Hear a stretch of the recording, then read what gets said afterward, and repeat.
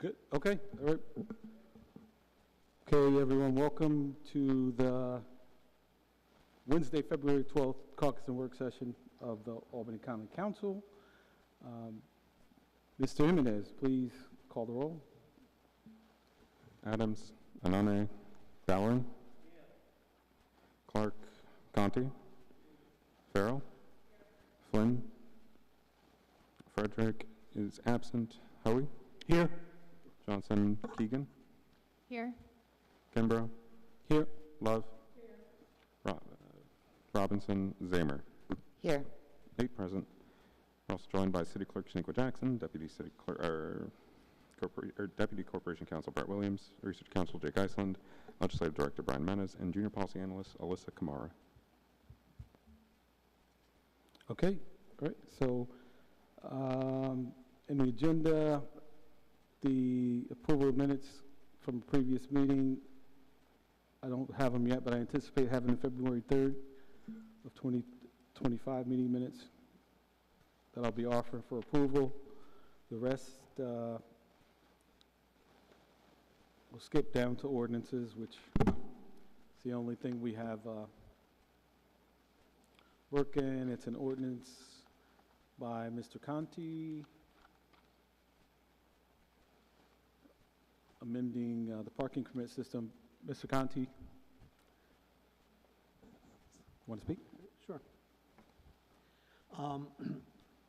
So what was it, back in 2021, we got 750 additional permit parking spaces. I'm not sure what happened, but I've had a long-standing request from Park South for Knox Alley. And I was saying that we'd hold it and it would be rolled into the bigger discussion, but again, I'm not sure. So I just want to get this going if I can.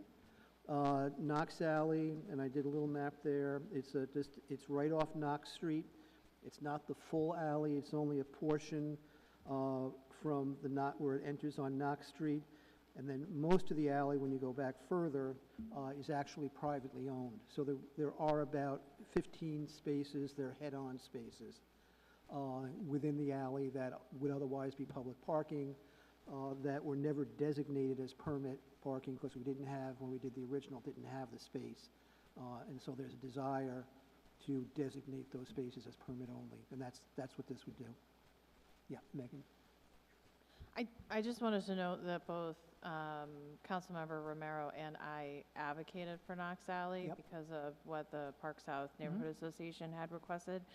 But originally when Councilmember Romero introduced this bill, because it does get a little confusing, we were supposed to receive a map, the actual final map, so it'd be very helpful if we could get that, because otherwise I'm trying to map out where all of this is. So this Knox Alley is currently within Zone A, so it's not changing the zone boundaries or anything.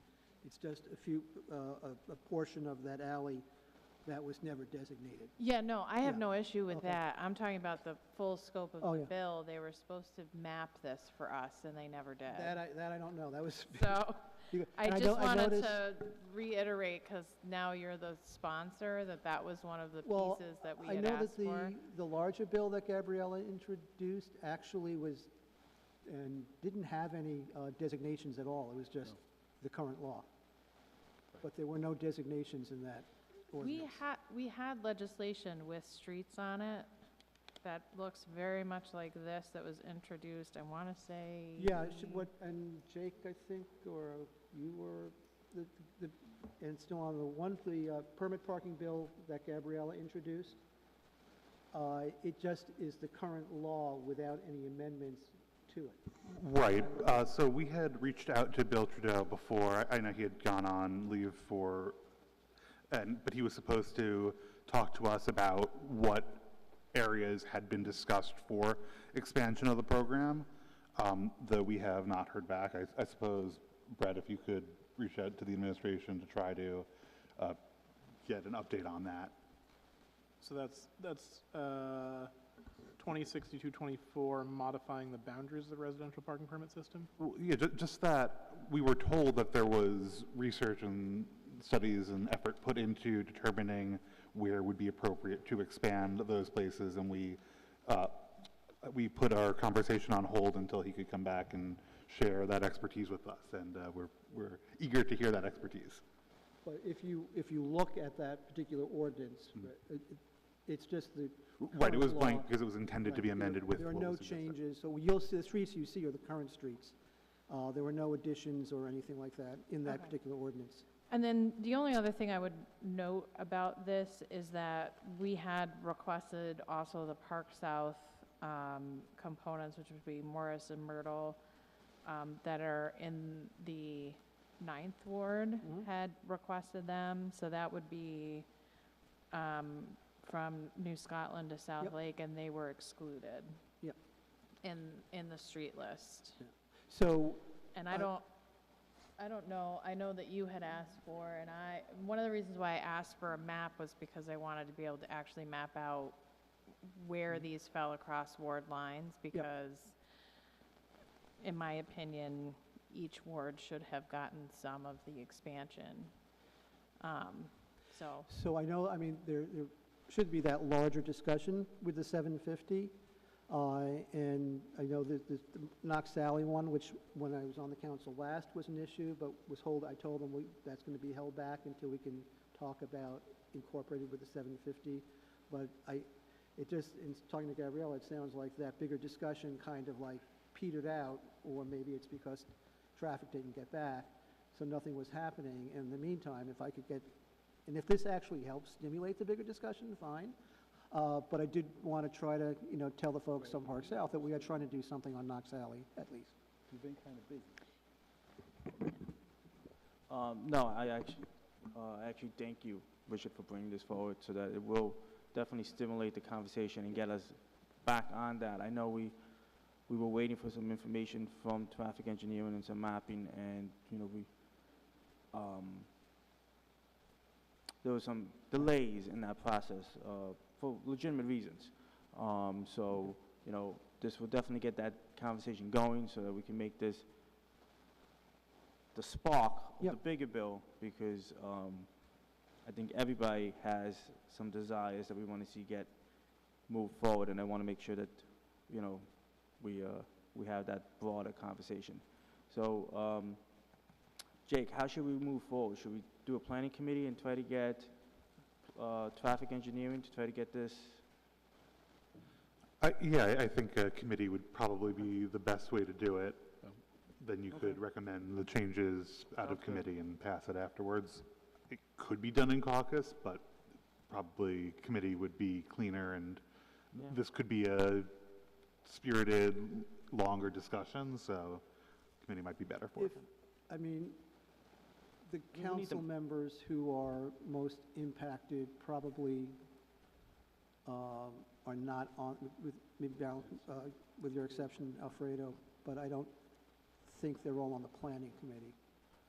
No, but I know what we did last time was we brought everybody, Okay, we had everybody come in, and when we had a map, we sat and we looked at the map, and okay, good. we broke it down, and we were supposed to get an updated map that has been in delayed for, and I would say for, For a while. yes, for a while, Okay. for a while. And I've never seen the map, and if Gabriella had it, she didn't pass anything on, so There was no no. map, there was no updated map Mhm. presented. There was just the original map that we sat down with, With how the long ago members was- that yeah, were with affected. I mean, Matt was part of the conversation, so that tells you, we were all looking at it together, to get everybody's perspectives, including the parking authority. So, we'll get that conversation going. Thank you, Yep. Bishop. Mr. Hoey? Yeah, and talking about the map, I wonder if this would be a good opportunity to do an amendment that whenever we do a change, that a new map is generated. Have that part of the law, that it has to happen, that, because the residents deserve a map to know exactly where, the permit system is. And that's something we can put online on our website. Thank you. Thank you. So it's going to be a referral to the planning committee anyways, so it can be discussed there. And beyond that, we don't have anything else on the agenda. So unless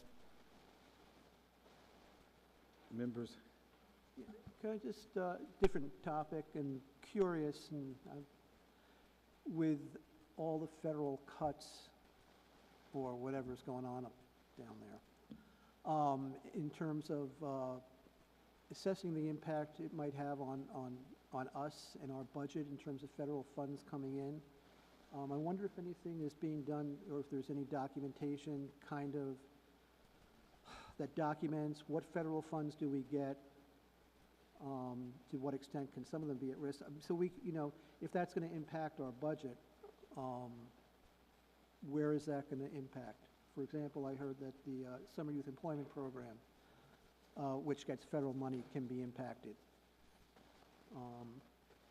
Our CDBG money is all federal HUD money. I'm not Right. sure what's happening with that, and then there are other federal grants and things that come in. And so I don't know if there's like, if maybe the Budget Division has like a document that indicates federal funding as a percentage of certain items that would at least begin to give us a roadmap in terms of what might be potential Impacted. risk out there, and how that might affect our budget. right, and so would, Mr. Jimenez, can you? We can reach out to the budget office and see about getting that information for the council members. Great. Yeah. Kelly? Because, yeah, I'm on the board of the Housing Authority, and we're okay now, but it's real tricky with HUD and what the president is doing with the funding. Mr. Hoey? Yeah, another topic, now that we know that Jake will be moving on, I'm just curious, where are we with replacing Max Theory in that position? Are we still looking? Okay. We have a, Well, it was, okay, I but there think was you meant Max and then there Juliet. was Juliet. So Maybe I'm it's getting them Ju- confused. it's Juliet's position that Okay, we're sorry. still trying to fill. Are we still looking, or? Yeah, Okay, thank you. it's pretty much since she was off the books, right? Yeah, So that's a long time, like 6, it's running. And There's we also- did make job offers to, it was something that we actually went through the process and did find people, but they had received, I mean, it just didn't pan out. So Yeah. I will say we got the best of the bunch, so. Right, so we're trying, but then also I'd like to add that since Mr. Iceland's going to be leaving us pretty soon, and well, his last day is on the 20th, so what we're trying to do is like we did with Mr. Pichardo, keep him on part-time, so there may be an MC resolution to try to adjust it to make it so he can work some part-time hours for us to fill in until we can get his replacement, just so you know. We may have that MC for this upcoming meeting. Well, we have to, because the 20th is his last day, just so you know. So anyone have anything else? If not, we're adjourned. Yeah. Yeah.